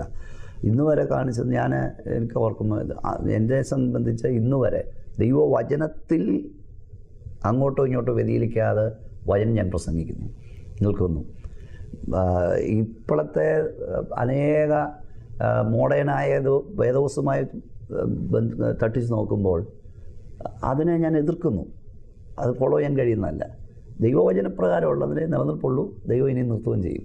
അപ്പോൾ കാലോചിത മാറ്റങ്ങൾക്കനുസരിച്ച് പ്രസംഗം അപ്ഡേറ്റ് ചെയ്യണമെന്ന് താങ്കൾ പറഞ്ഞു. എന്നാൽ ഇപ്പോൾ ജനം കൂടുതൽ അല്ലെങ്കിൽ ന്യൂ ജനറേഷൻ പ്രസംഗങ്ങൾ അങ്ങനെ ദുരുപദേശങ്ങൾ പലപ്പോഴും കടന്നുണ്ട്. ഞാൻ പല പത്രമാധ്യമങ്ങളുടെയും മറ്റും താങ്കളോട് പ്രസ്താവനകളുടെയും മറ്റും അറിഞ്ഞിട്ടുള്ളത് പ്രകാരം ദുരുപദേശത്തെ താങ്കൾ ശക്തമായി എതിർക്കുകയും ചെയ്യുന്നതായിട്ട് ഞങ്ങൾ കണ്ടിട്ടുണ്ട്. ഇതിനെ കുറച്ചുകൂടെ ഒന്ന് വിശദീകരിച്ച് പറയാം. എന്തുകൊണ്ടാണ് ദുരുപദേശത്തിന് പുറകെ അല്ലെങ്കിൽ ഇങ്ങനെ കാട്ടിക്കൂട്ടുന്ന കോപ്രായങ്ങൾക്ക് മുന്നമേ അനേകർ കടന്നു പോകുന്നതിന് കാരണം എന്താണ്? മനുഷ്യർ എപ്പോഴും മെറ്റീരിയൽ ബെനിഫിറ്റ്സിന് വേണ്ടി നിൽക്കുന്നവരാണ്. മനുഷ്യർക്ക് താല്പര്യം മുഴുവൻ താൽക്കാലികതയാണ്, മണ്ണിനെ നോക്കുന്നവരാണ്. മനുഷ്യർക്ക് താൽക്കാലികമായ കാര്യങ്ങൾ സാധിച്ചു കിട്ടണം, അതിന് ഏത് മാർഗവും നോക്കുന്നവരാണ്. അപ്പോൾ അങ്ങനെയുള്ള കാര്യങ്ങൾ പറയുന്നിടത്ത് ആൾ കൂടും. അത് സെക്കുലർ വേൾഡിലും അങ്ങനെ തന്നെയാണല്ലോ. അപ്പോൾ ആ ലെവലിൽ ജനത്തെ താൽക്കാലികമായ കാര്യങ്ങളിൽ മാത്രം തളച്ചിടുന്നു എന്നതാണ് അവരുടെ പ്രശ്നം. നമ്മുടെ പ്രശ്നം എന്താണ്? നമുക്ക് പ്രശ്നമുണ്ട്, നമ്മളത് മനസ്സിലാക്കുന്നില്ല. നമ്മുടെ പ്രശ്നം, നമ്മുടെ ഒരു കാലത്ത് ആത്മനിറവിൻ്റെ ശുശ്രൂഷ നമ്മുടെ ഇടയിൽ നടപ്പെടുന്നു. രോഗശാന്തി ശുശ്രൂഷ നമുക്കില്ലായിരുന്നോ? വെളിപ്പാടില്ലായിരുന്നോ? പ്രവചനമില്ലായിരുന്നോ? പെന്തക്കോസ്ത് വേല ആരംഭിച്ചത് നിലനിന്നതും ദൈവവിടുതലൂടെയാണ്. അതെവിടെ പോയി? ഇന്ന് ഇതിനെ എതിർക്കുമ്പോൾ തന്നെ പരിശുദ്ധാത്മ പ്രവൃത്തിയെ മുഴുവൻ ആക്ഷേപിക്കുന്ന നിലയിലേക്ക് നമ്മുടെ പല ആളുകളും പോകുന്നു. ഞാനൊരിക്കലും ചെയ്തിട്ടില്ല, ചെയ്യുന്നുമില്ല, ഇനിയും ചെയ്യത്തുമില്ല. കാരണം നമ്മുടെ പൊന്ന് പിച്ചളയായ നാടൻ ഭാഷ പറയാണ് അതാണ് മറ്റിടത്ത് പ്രശ്നം വന്നത്. നമ്മുടെ പിതാക്കന്മാർ രോഗശാന്തിയിൽ വിശ്വസിച്ചിരുന്നു. കുഷ്ഠരോഗികൾക്ക് വേണ്ടി പോലും അവർ പ്രാർത്ഥിക്കുമായിരുന്നു. ഭൂതശാന്തി ഉണ്ടായിരുന്നു, രോഗശാന്തി ഉണ്ടായിരുന്നു, ഭ്രാന്ത് പിടിച്ചവർക്ക് വേണ്ടി പ്രാർത്ഥിക്കുമായിരുന്നു. ഇന്ന് ആർക്കും ആദ്യം ധൈര്യമില്ല നമുക്ക്. അപ്പോൾ ജനം അതിൻ്റെ പുറകിന് പോകും. നമ്മൾ ചെയ്യേണ്ടത് ആ വിടുതലുകൾ വ്യവസ്ഥാപിതമായി പരിശുദ്ധാത്മ നിറവിലുള്ള ആരാധനയും വിടുതലും നമുക്കിവിടെ നടക്കണം. അപ്പോൾ തന്നെ ദുരുപദേശങ്ങളെ ഖണ്ഡിക്കണം. ദുരുപദേശ ഖണ്ഡനം എന്ന നിലയിൽ ആത്മാവിൻ്റെ സകല പ്രവൃത്തികളെയും കെടുക്കുന്ന ഒരു പ്രവണത ഇപ്പോഴുണ്ട്. അത് എതിർക്കപ്പെടേണ്ടതാണ്. അതിനെ അവിടെ യോജിപ്പാൻ എനിക്ക് കഴിയുന്നില്ല. അത് പറഞ്ഞപ്പോൾ തന്നെയാണ് ചിലപ്പോൾ ചില സംഘാടകർ, കൺവെൻഷൻ സംഘാടകർ പാസ്റ്റർ ബി മോനച്ചൻ ഇങ്ങനെ ആത്മീയമായി നിൽക്കുന്ന അല്ലെങ്കിൽ അഭിഷേകത്തിന് ശുശ്രൂഷ ചെയ്യുന്ന വ്യക്തിയെ തന്നെ ചില കൺവെൻഷൻ നോട്ടീസുകളിൽ പാസ്റ്റർ ബി മോനച്ചനും ഒപ്പം തന്നെ മറ്റ് ഇങ്ങനെ ന്യൂ ജനറേഷൻ ആൾക്കാരുടെയും പേരുകൾ കണ്ടിട്ടുണ്ട്. അത് താങ്കളുടെ അറിവോടുകൂടി ചെയ്തതാണോ? അത് അങ്ങനെയുള്ള കൺവെൻഷനുകളിൽ താങ്കൾ പ്രസംഗിക്കാറുണ്ടോ? നല്ലൊരു ചോദ്യമാണ് ഇത്. സത്യത്തിൽ ഇത് ക്ലാരിഫിക്കേഷൻ വരുത്തുന്നതാണ്. ആ ചോദ്യത്തിന് ഞാൻ വളരെ അപ്രീഷിയേറ്റ് ചെയ്യുന്നു. ഈ നമ്മളെ കൺവെൻഷൻ വിളിക്കുന്നവർ അറിയാമല്ലോ, മാസങ്ങൾക്ക് മുമ്പ് ചിലപ്പോൾ വർഷങ്ങൾക്ക് മുമ്പ് വിളിക്കുന്നവരാണ്. ഒരു പ്രസംഗികനും സാധ്യമല്ലാത്തൊരു കാര്യമാണ് നാളെ ആരാണ് പ്രസംഗിക്കുന്നത്, മറ്റേനാൾ ആരാണ് പ്രസംഗിക്കുന്നത് ചോദിച്ച് ഡേറ്റ് കൊടുക്കാൻ നോക്കില്ല. എന്നെ സംബന്ധിച്ച് ദൈവകൃപയാൽ അവർ പല ദൈവദാസന്മാർ പറയുന്നുണ്ട് ബി മോനച്ചന് പെന്തക്കോസ്ത് ലോകത്തിന് പൊതുസ്വത്താണ്. അതെനിക്ക് അഭിമാനമാണ്. കാരണം ഞാൻ ഇപ്പം തന്നെ അമേരിക്കയിൽ വന്നു, ഇവിടുത്തെ ഞാൻ IPCയിൽ കൗൺസിലിംഗ് വന്നൊക്കെ ചോദിച്ചു, IPC എന്ന് പറയുന്നെങ്കിലും പൊതുസ്വത്താണ്. ഞാനിപ്പം ഇവിടെ വന്ന മെയിൻ മീറ്റിങ്ങിൽ പ്രസംഗിച്ചത് അസംബ്ലീസ് ഓഫ് ചർച്ച് ഓഫ് കൺവെൻഷനുകളാണ്. കേരളത്തിലും അതുപോലെ തന്നെ അവരുടെ ആളായിട്ട് കൃപയാൽ എന്നെ കണ്ടുകൊണ്ടിരിക്കുന്നു എല്ലാവരും. അവരവരുടെ ഞാൻ പറയുന്നത് ഓരോ സംഘടനയും, ഷാരോനും ചർച്ചും എജിയും ഒക്കെ കണ്ടുകൊണ്ടിരിക്കുന്നു. അപ്പോൾ ഞാൻ പറഞ്ഞു വന്നത്, നാളെ ആര് പ്രസംഗിക്കും, അല്ലെ ആ നാളെ ആരെന്താ പ്രസംഗിക്കാൻ പോകുന്നതെന്ന് പറഞ്ഞ് നമുക്ക് പ്രസംഗിക്കാൻ നോക്കില്ല. മാസങ്ങൾക്ക് വർഷങ്ങൾക്ക് മുമ്പ് ഡേറ്റ് കൊടുക്കുന്ന യോഗങ്ങളാണ്. ഞങ്ങളെന്താ പ്രസംഗിക്കുന്നതെന്ന് അറിഞ്ഞിട്ടാണ്, നമ്മളെന്ത് സ്റ്റാൻഡിൽ നിൽക്കുന്നു എന്ന് അറിഞ്ഞിട്ടാണ് ഈവൻ ന്യൂ ജനറേഷൻകാർ വിളിച്ചാൽ പോലും വിളിക്കുന്നത്. എന്നെ അങ്ങനെ അധികം വിളിക്കാറില്ല. പക്ഷേ അവർക്കറിയാം ബി മോനച്ചൻ എന്താണ് പ്രസംഗിക്കാൻ പോകുന്നത്, എന്താണ് പ്രസംഗിക്കുന്നത്. കാരണം അവിടെ ചെല്ലുമ്പോൾ അവർക്ക് വേണ്ടി ദൈവകൃപയാൽ വിശുദ്ധ വേദവസം വെച്ചുകൊണ്ട് ഞാൻ പറയാം, ഞാൻ ഉപദേശം മാറ്റിയിട്ടില്ല, പ്രസംഗം മാറ്റിയിട്ടില്ല, പ്ലീസ് ചെയ്യാൻ നോക്കിയിട്ടില്ല. എന്ന് വെച്ചാൽ ഞാൻ ജനറേഷൻ ചർച്ചകളിൽ അങ്ങനെ പ്രസംഗിക്കാൻ പോകില്ല. എന്നാൽ ഇപ്പം പറഞ്ഞ പോലെ പ്രോഗ്രാം ഇപ്പം ഈ ട്രിവാൻഡ്രം സൈഡിലും മറ്റും 21 days 7 days ഫാസ്റ്റിംഗ് വരുമ്പം ഇപ്പോഴും എനിക്ക് കുറേ നോട്ടീസുകൾ വന്നതിൽ അടുത്ത വർഷം 2016 അങ്ങനെയുള്ളവരുണ്ട്. നമുക്ക് ഒരിക്കലും അത് നോക്കി അവോയ്ഡ് ചെയ്യാനൊക്കില്ല. അവിടെ ഈ ക്രിറ്റിസിസം ചെയ്യുന്നവർ, വിമർശിക്കുന്നവർ ശ്രദ്ധിക്കേണ്ട 2-3 കാര്യങ്ങളുണ്ട്. ഒന്ന്, ഞങ്ങളെന്താണ് അവിടെ പ്രസംഗിക്കുന്നത്? ഇന്ത്യൻ പെന്തക്കോസ്ത് ദൈവസഭയുടെ ഉപദേശത്തിന് വിരുദ്ധമായിട്ടോ, വേദപുസ്തകത്തിന് ഉപദേശത്തിന് വിരുദ്ധമായിട്ടോ, അല്ലെ അവരുടെ ഉപദേശത്തെ അനുകൂലിച്ചോ പ്രസംഗിക്കുന്നതാണ്. തിരുവനന്തപുരത്തെ ഒരു വലിയ മീറ്റിംഗ് ഇപ്രാവശ്യം ഞങ്ങൾ ഒഴിവാക്കി. മീറ്റിംഗ് കഴിഞ്ഞ തവണ ഞാൻ പോയി, രാവിലെയും വൈകിട്ടും വളരെ ക്ലിയർ കട്ടായിട്ട് അടിസ്ഥാന ഉപദേശങ്ങൾ ഞാൻ പ്രസംഗിച്ചിട്ടുണ്ട്. പക്ഷെ ഒരു കാര്യം കൂടെ നമ്മൾ മനസ്സിലാക്കേണ്ടത്, ആ യോഗങ്ങളിൽ ജനം വരുന്നുണ്ട്, വിടുവിക്കപ്പെടുന്നുണ്ട്, രക്ഷിക്കപ്പെടുന്നുണ്ട്, സ്നാനപ്പെടാൻ തീരുമാനമെടുക്കുന്നുണ്ട്. കാരണം വിശാലത, ജനത്തെ ആകർഷിക്കാൻ നമുക്ക് കഴിയുന്നില്ല. നമ്മുടെ 10 യോഗങ്ങളിൽ 10 പേര് ഒരു മനസ്സാന്തരപ്പെടാനില്ല, സ്നാനപ്പെടാനില്ല. അതുകൂടെ നമ്മൾ ചിന്തിക്കണം. എന്ന് വെച്ചാൽ അവർ ചെയ്യുന്നതെല്ലാം ശരിയാണെന്നല്ല ഞാൻ പറഞ്ഞത്. എന്തുകൊണ്ട് നമുക്ക് കഴിയുന്നില്ല ജനത്തെ ആകർഷിക്കാൻ? എന്തുകൊണ്ട് സാന്ദ്രത്തോട് നമുക്ക് നമ്മുടെ വേദികളിൽ ആത്മവ്യാപാരത്തിൽ നിറവിൽ ശുശ്രൂഷിക്കാനൊക്കാത്തൊരവസ്ഥ സംജാതമായിക്കൊണ്ടിരിക്കുന്നു? ഞാൻ ന്യൂ ജനറേഷൻ ചർച്ചുകളിലെ വേദികൾ അവരെന്നെ അധികം വിളിക്കാറില്ല. പിന്നെ പ്രോഗ്രാം കൊടുക്കുമ്പോൾ പെന്തക്കോസ്ത് ചർച്ചസ് ആര് വിളിച്ചാലും ഞാൻ ഡേറ്റ് കൊടുക്കും. നാളെ ആരാ മറ്റേനാൾ ആരാ പ്രസംഗിച്ചുകൊണ്ട് അത് അസാധ്യമായ കാര്യമാണ്. അത് ആർക്കും ചെയ്യാൻ കഴിയില്ല. പാസ്റ്റർ കെ എബ്രഹാം സാർ ഉൾപ്പെടെയുള്ള ആളുകൾ കാനോച്ചനൊരിക്കൽ പറഞ്ഞു, പിശാച് പന്തലിട്ട് തന്നാലും ഞാൻ പ്രസംഗിക്കുമെന്ന്. സുവിശേഷകൻ്റെ ദർശനം അതാ. കത്തോലിക്ക പള്ളിയിൽ പ്രസംഗിച്ചിട്ടുണ്ട്. എവിടെ പ്രസംഗിക്കുന്നു എന്തു പ്രസംഗിക്കുന്നു എന്നതാണ് അവിടെ പ്രധാനം. പക്ഷേ നമ്മൾ എന്തുകൊണ്ട് ഒഴിവാക്കപ്പെടുന്നു എന്നുള്ളതുകൊണ്ട് നമുക്കറിയാവുന്ന മെയിൻ സ്ട്രീമിൽ നിൽക്കുന്ന ദുരുപദേശമല്ലോ ന്യൂ ജനറേഷനോ ആയ ആളുകൾ പ്രസംഗിക്കുന്ന വേദിയിൽ നമ്മൾ പ്രസംഗിച്ചാൽ നമ്മൾ അവരോട് താതാത്മ്യപ്പെടുകയാണ്. ഇപ്പോൾ സെപ്പറേഷൻ ഇല്ലാതാകും. അതുകൊണ്ട് തന്നെ നമ്മളെ മാക്സിമം ഒഴിവാക്കിടും.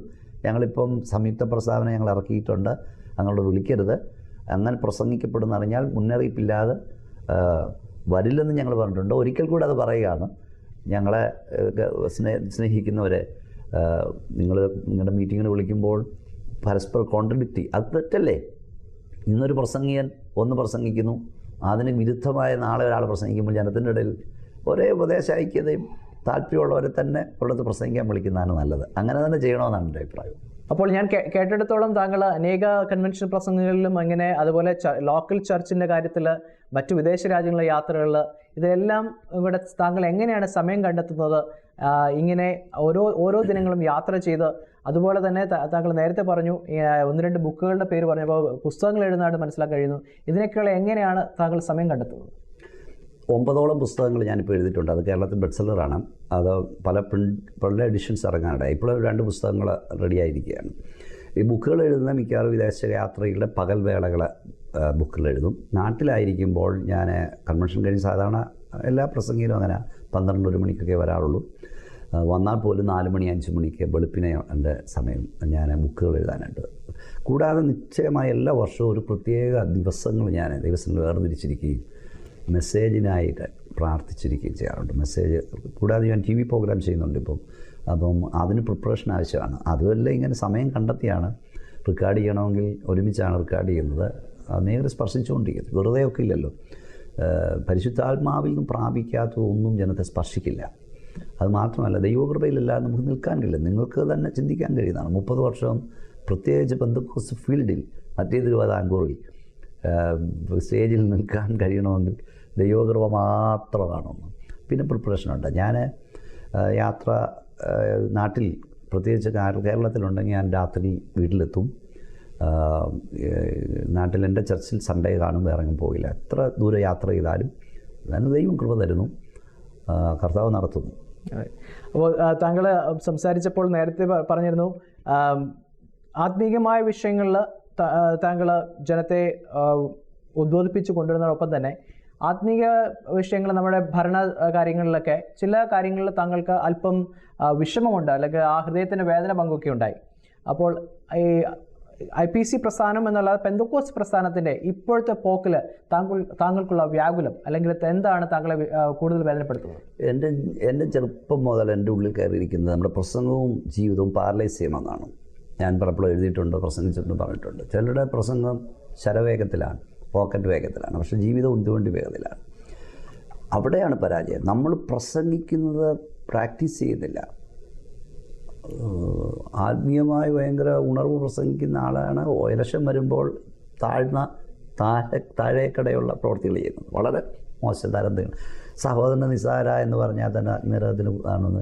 എന്നേക്കാൾ യോഗ്യൻ ഇതിനില്ല എന്ന് ഒരാൾ പറയുമ്പോൾ ഞാനാണ് യോഗ്യൻ, എന്നെ എടുക്കെന്ന് പറയുമ്പോൾ തന്നെ അവൻ അയോഗ്യനായെന്നുള്ളതാണ് വേദോത്സവ പ്രകാരം. കാരണം ഇതിന് എന്നേക്കാൾ യോഗ്യനില്ല എന്നല്ലേ പറഞ്ഞത്. അപ്പോൾ ഇതെവിടുന്ന് ഈ പ്രമാണം എനിക്ക് മനസ്സിലാകുന്നില്ല. എന്നേക്കാൾ യോഗ്യൻ ഇതിനില്ല എന്ന് ഒരാൾ പറയുമ്പോൾ ആൾ തന്നെ ഉയർത്തുമല്ലേ, തന്നെത്താൻ ഉയർത്തുന്നവൻ താഴ്ത്തപ്പെടുന്നു വേദോസം പറയുന്നത്. ഇതിൻ്റെ സഹോദരനെ മറ്റുള്ളവരൊക്കെ ശ്രേഷ്ഠൻ എന്നാണ് വേദോസം പറയുന്നത്. അപ്പം അതുപോലെ തന്നെ കുമ്പനാട് കുമിഞ്ഞുകൂടുന്ന പ്രിൻറ്റിങ് കാർഡുകൾ, പിന്നെ പണച്ചെലവുകൾ, ഇത് വളരെ സങ്കടകരമാണ്, ചോദ്യം ചെയ്യലാണ്. പലപ്പോഴും നമ്മൾ പൊതുവേദിയിൽ നിൽക്കുന്നവരാണിത് അനുഭവിക്കുന്നത്. ഈ ചോദ്യത്തിന് മറുപടി പറയാനില്ലാതെ പോകുന്ന ഒരവസ്ഥയാണ്. ലോകം വേണ്ട, എനിക്കൊന്നും വേണ്ട. ഈയിടെയും അടുത്ത് പാടുന്ന കേട്ടൊന്നും വേണ്ട, ലോകം വേണ്ട, ഒന്നും വേണ്ട എന്നും പറഞ്ഞ് ഇറങ്ങി നമ്മൾ ഈ കസേരയ്ക്ക് വേണ്ടിയുള്ള ഈ അടി അത് നിർത്തി കാണണമെന്ന് ആഗ്രഹമുണ്ട്. ഇത് ഞങ്ങൾ പറയുമ്പോൾ ഇത് വിമർശനമായിരുന്നത്. ഇത് വിമർശനമല്ല. ദൈവദാസന്മാർക്ക് ദൈവവചനം പറയുന്ന ആൾക്ക് വേണേൽ കണ്ണടച്ച് പോകാം, എല്ലാവരും സോപ്പിടുന്ന പോലെ പോകാം. പക്ഷെ നോക്കില്ല. അത് പറയുമ്പോൾ അതിന് ആരും എതിർത്തിട്ട് കാര്യമില്ല. യാഥാർത്ഥ്യമല്ലേ ഞങ്ങൾ പറയുന്നത്. അപ്പം അതിൽ വളരെ സങ്കടമുണ്ട്. എന്നാ ചെയ്യേണ്ടതെന്ന് കൂട്ടായിരുന്ന് ആലോചിച്ച് ചിന്തിക്കണം. അതാണ് വേണ്ടത്. അതെ. അപ്പോൾ 15 വർഷമായിട്ട് താങ്കൾ ഇത് കാണുന്നു, അല്ലെങ്കിൽ അവിടെ നടക്കുന്ന കാര്യങ്ങൾ കാണുന്നു. ഈ വരാൻ പോകുന്ന തെരഞ്ഞെടുപ്പിൽ താങ്കൾ നേരത്തെ പറഞ്ഞു ഇതുവരെ ഒന്നും ചെയ്യാൻ ആഗ്രഹിക്കുന്നില്ല, അല്ലെങ്കിൽ എക്സിക്യൂട്ടീവ് പൊസിഷൻ എടുക്കാൻ ആഗ്രഹിക്കുന്നില്ല. അങ്ങനെയെങ്കിൽ താങ്കൾ ആരെ സപ്പോർട്ട് ചെയ്യുന്നതാണ്? ഏത് ഗ്രൂപ്പ്, അല്ലെങ്കിൽ ഇപ്പം IPCയിലെ വ്യക്തമായ ഗ്രൂപ്പുകളുണ്ടെന്നും പാനലുകൾ സംസാരിക്കുന്നുണ്ടറിയാം.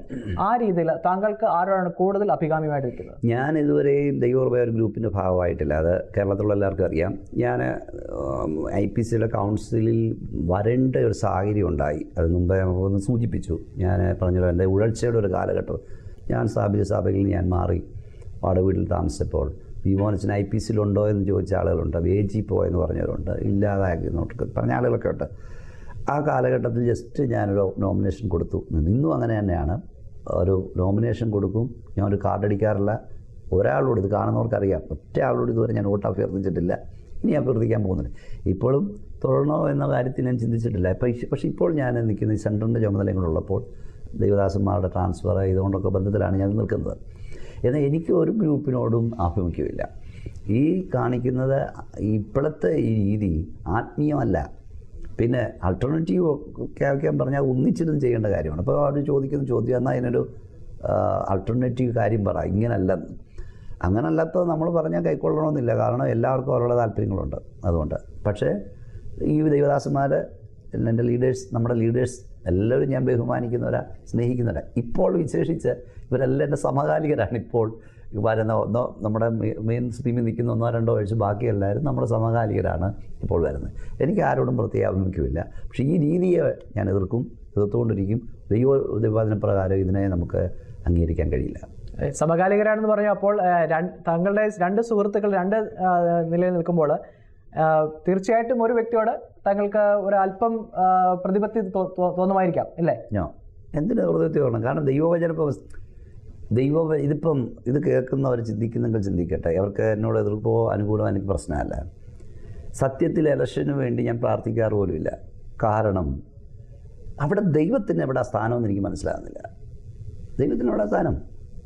വ്യക്തമായ ഗ്രൂപ്പ്, വ്യക്തമായ വോട്ടുപിടുത്തം, പിന്നെ ഇത് മീഡിയ ആയിട്ട് ഒത്തിരി കാര്യങ്ങൾ പറയേണ്ട എല്ലാവർക്കും അറിയാവുന്ന കാര്യങ്ങളാണ്.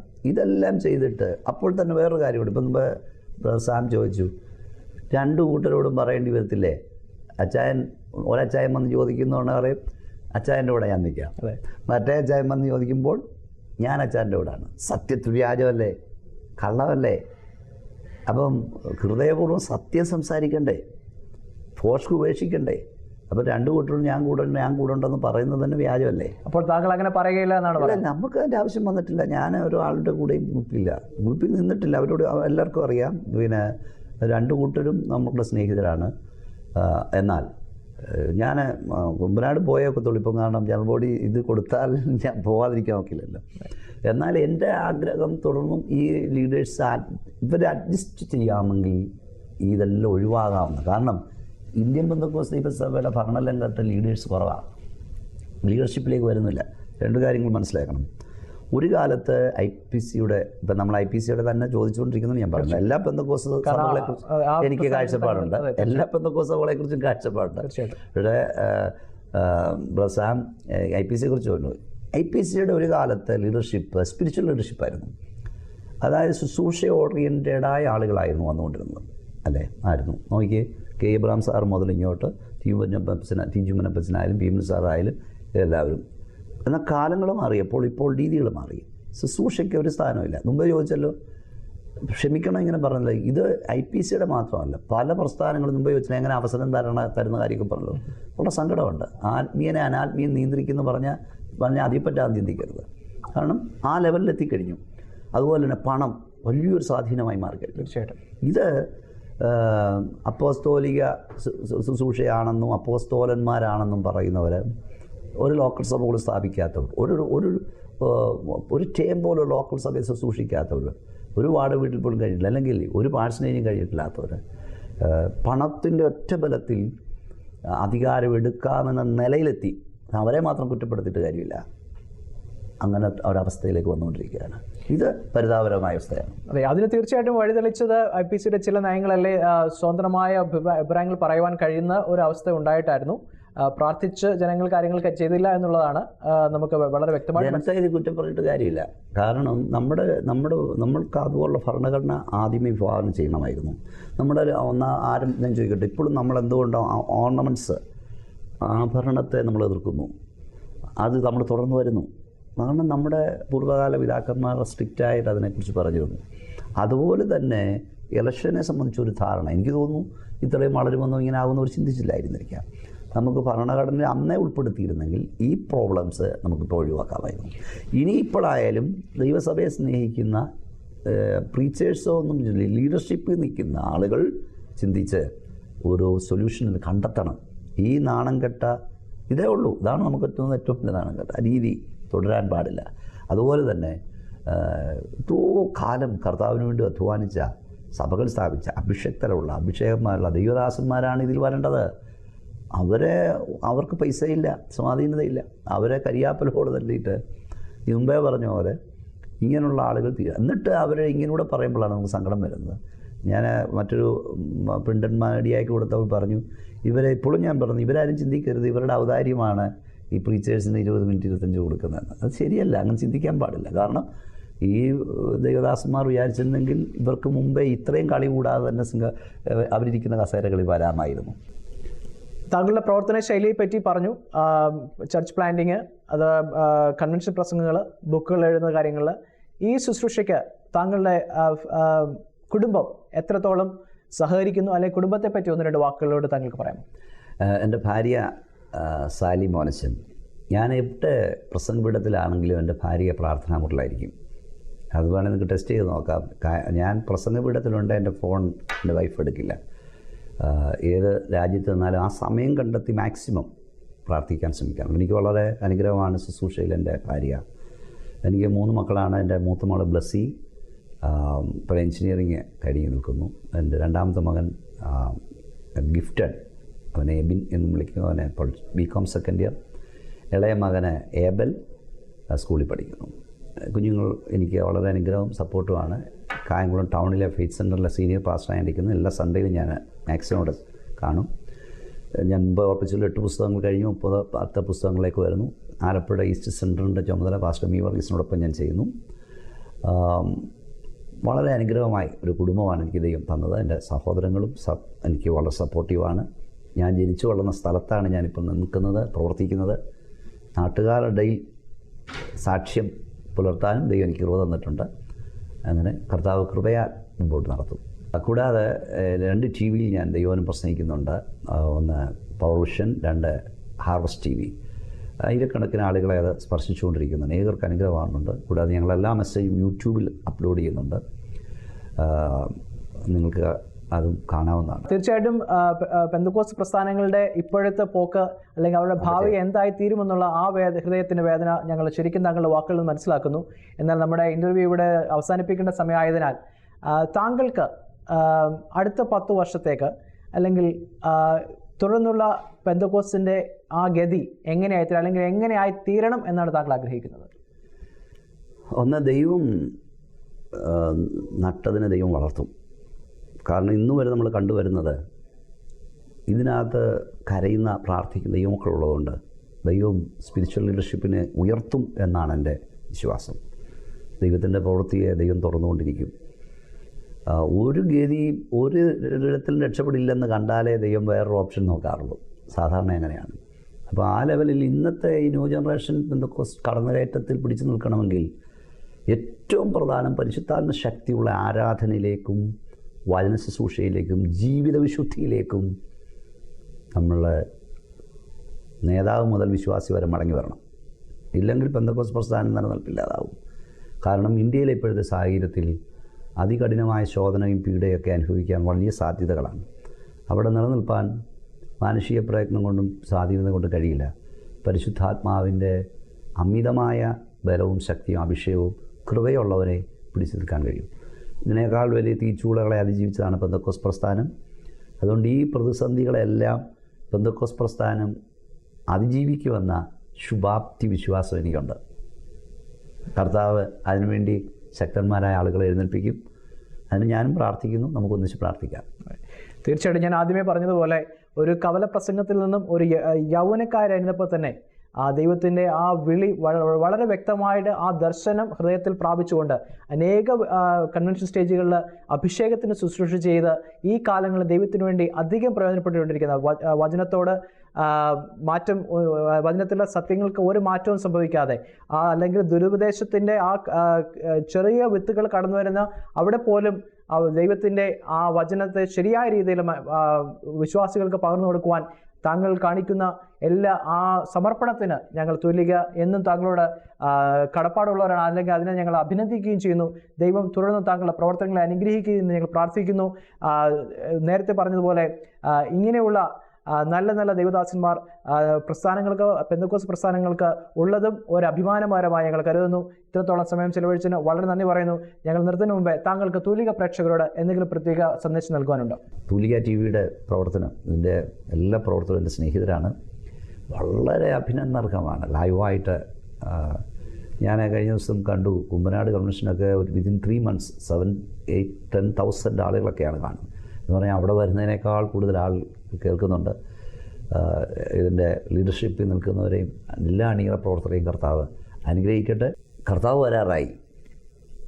നമ്മൾ ഇവിടെ ഇനി എന്ത് കിട്ടുമെന്ന് നോക്കാതെ കർത്താവിന് വേണ്ടി എന്ത് ചെയ്യാൻ കഴിയും എന്ന് ആലോചിക്കേണ്ട കാലമാണ്. ലോക സംഭവങ്ങളെല്ലാം കർത്താവിൻ്റെ വരവിനെ വിളിച്ചറിയിക്കുന്നു. നമ്മൾ ഓടിയതും അധ്വാനിച്ചതും വൃഥാവാകരുത്. വീടോടെടുത്തിട്ടും വീട്ടിലെത്തിയില്ല എന്ന് വരരുത്. മണ്ണെ പ്രതി മാണിക്യം വെടിയരുത്. ഫിനിഷിംഗ് പോയിൽ വെച്ച് ട്രാക്ക് തെറ്റരുത്. നമ്മുടെ കർത്താവിൻ്റെ വരവ് വളരെ അടുത്തു. കർത്താവിൻ്റെ വരവിനെ എതിരേൽപ്പാൻ നാം ഒരുക്കപ്പെടേണ്ട കാലമാണ്. അനേകരെ ഒരുക്കേണ്ട കാലമാണ്. എല്ലാവർക്കും നന്ദി. കർത്താവ് സഹായിക്കട്ടെ. Thank you. Thank you.